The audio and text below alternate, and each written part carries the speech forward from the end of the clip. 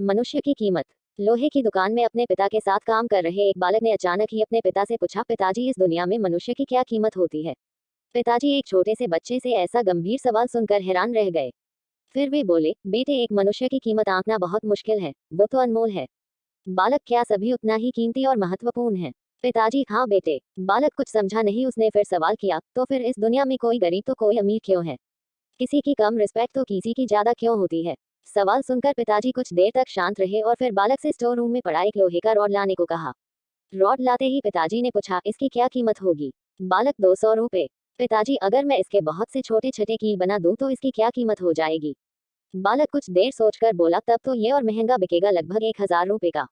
पिताजी, अगर मैं इस लोहे से घड़ी के बहुत सारे स्प्रिंग बना दूं तो?